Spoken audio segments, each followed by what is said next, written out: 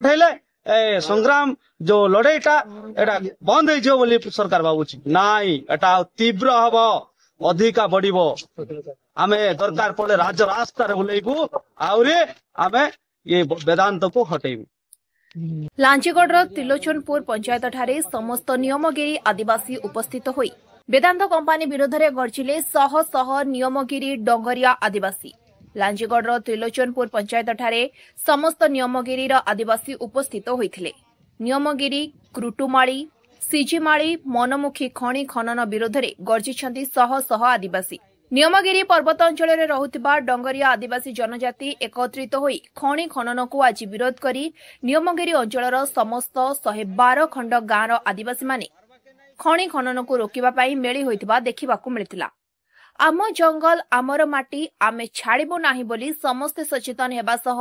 Committee गठन करथिबा कहिसंती। नियमगिरी उपरे आधार करी जीवन जीविका अतिबाहित करुथिबा डंगरिया आदिवासी उपरे वेदांत कंपानी अत्याचार भय देखाई खणी को हातेई नेबा पाई उद्यम करुछंती।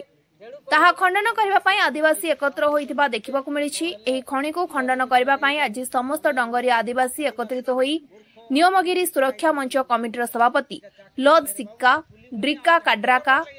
ब्रिजू सिक्का राधामोहन टाकरी अवराम गंडा भीमराज सिक्का दैतारी गौड़ कुंची कुट्रुका ड्रिजू कुसुका समेत शह शह डंगरिया आदिवासी उपस्थित रही समस्त को सचेतन कराइबा सह वेदांत कंपानी निज मनमुखी खणी खनन करे ताहाले आगामी दिन में आंदोलन करबा पाई कमिटी निष्पत्ति निया जायछि बोली लद सिक्का कहिसंती। मोर ये त्रिलोचनपुर पंचायत रे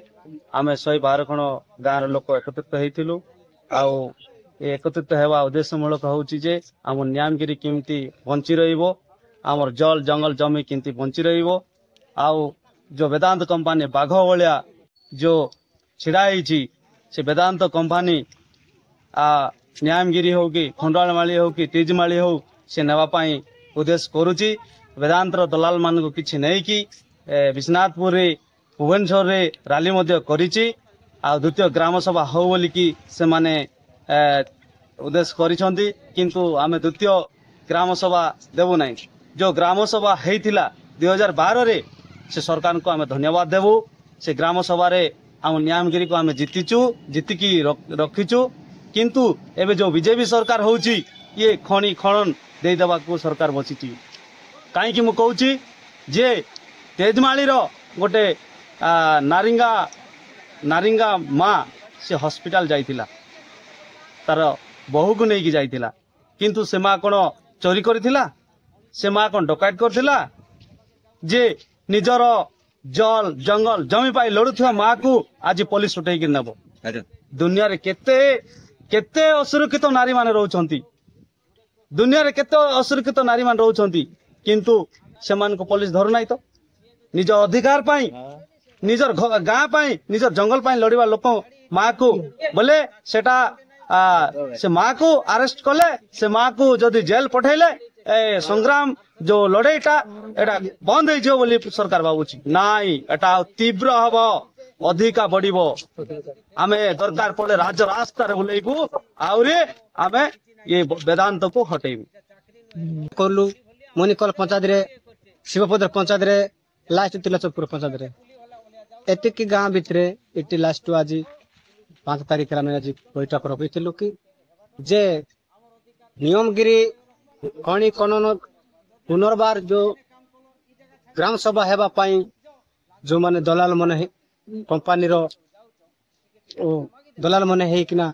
राली भुवनेश्वर करुतिले लांजीगढ़ विश्वनाथपुर करुतिले सेटा में प्रतिवाद करूछु सेटा आगामी दिन आमे हेबा को देबो ना द्वितीय ग्राम सभा आ थरे तो सुप्रीम कोर्ट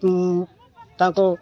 मना करा हेछि लोक पब्लिक को मना करा हेछि द्वितीय थर आमे ग्राम सभा करबो नै जने 10 जने गोटे थर मरिबो 10 थर मरिबो नै सेति पई जने तोर विचार हेछि 10 थर देबो ना विचार करबा को